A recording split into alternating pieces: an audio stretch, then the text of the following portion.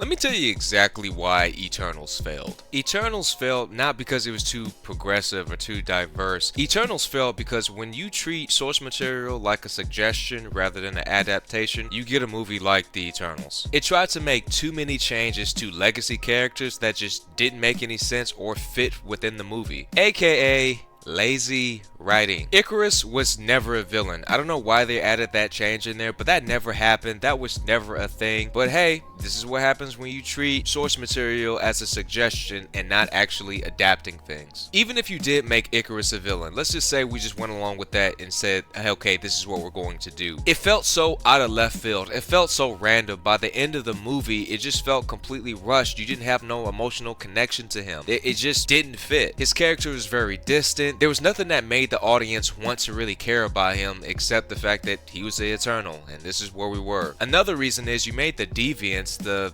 Eternals, like main villain. You made them CGI brainless monsters. You didn't give them any type of development. Sure, you had that one villain that after he killed Gilgamesh, he started to develop intelligence, but after that, they went nowhere with that character. He just kind of fell off the earth. We just completely forgot about them. You didn't even really make them villains. They were barely even significant within the movie and what their purpose was. They were just kind of there. They didn't have a cause except for the fact that, hey, these guys are bad and that's it. Again, lazy writing. And with the Deviants being the Eternals' main villain, they avoided the whole connection between Thanos and the Deviants entirely, because if they would have acknowledged that connection, it would have made the whole reason of them never being involved completely invalid. The whole idea of the Eternals not being involved with Infinity War, Endgame, Age of Ultron, when Loki attacked New York, the idea of them never getting involved because they were told not to was just not a believable and justified reason, given the fact that these characters were very compassionate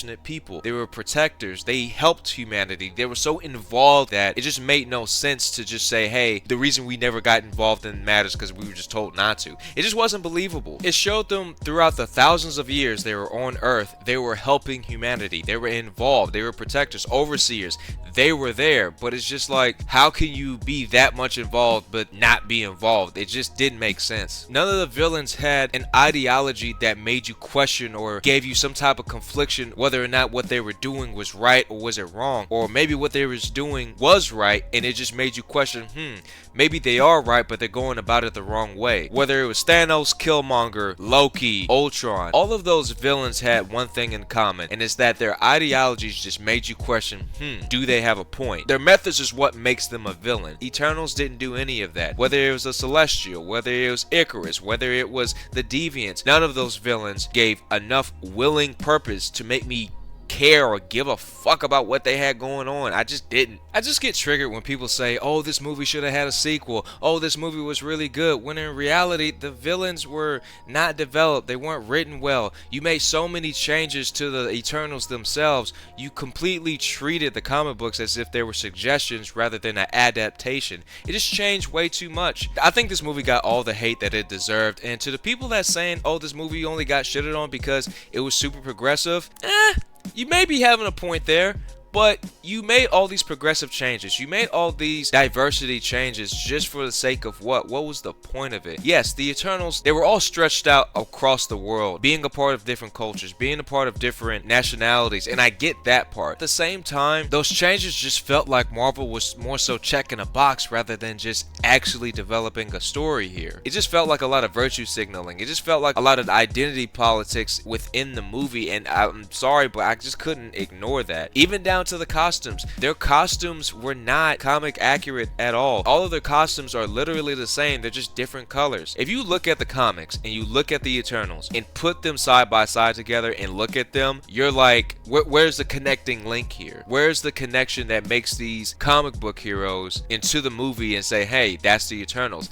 I did not feel any of that within this movie. The only link that connects the comics to the movie is the fact that they're called the Eternals and all the character names are the same from the comics. That's the only thing they took from the comic. This was just the beginning of a trend that Marvel has started, where source material was just treated like a suggestion. I know I keep saying that.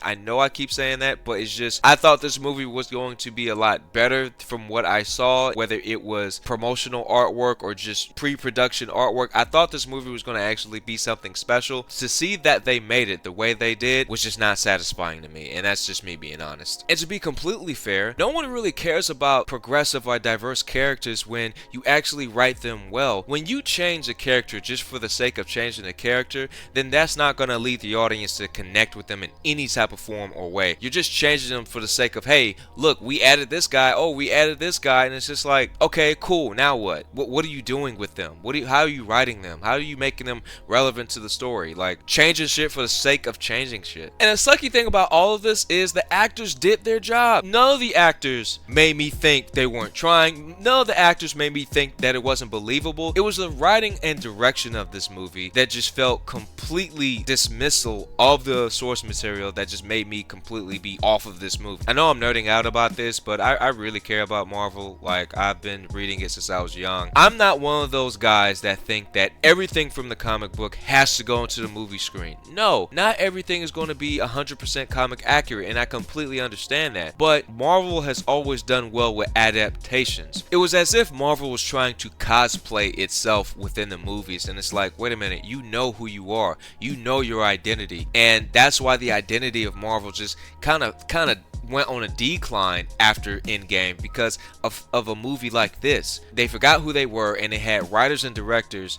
making a Marvel movie that weren't really fans of Marvel. They were just on the hype train of Marvel. There's two different type of Marvel fans. You got fans that have known these characters since they were kids. They've watched the shows. They've read some comic books. They haven't read every comic book, but they've read some comic books. And then you got the other fans, which, again, this isn't a bad thing, but you have MCU fans that think, oh, I've watched the movies, I know everything. And it's like, no, you need to still reference this source material and respect it. Now for the good part. Did this movie do some things right? Definitely. The CGI in this movie was absolutely fuego. This movie had the best scene for a speedster I've ever seen in a superhero movie. So yes, it definitely did some things right. The Celestial, like hovering in space outside of Earth, was absolutely dope. This movie was definitely one of those movies that made you think CGI maybe have taken a slip in modern movies, but this movie was the exception. It had great visual effects. The CGI was damn near perfect, so I was fine with that. But again, that visual prowess, that CGI prowess cannot hide all the mistakes that this movie had. It just can't. I'm not mad this movie isn't returning. I'm glad Marvel is moving forward. Does it suck for the actors? Yes, but Marvel needs to like distance themselves from Eternals and just, let it be. But outside of all that, I'm good on Eternals. I'm glad it's not coming back. But for those of you that think this movie deserved a sequel or that this movie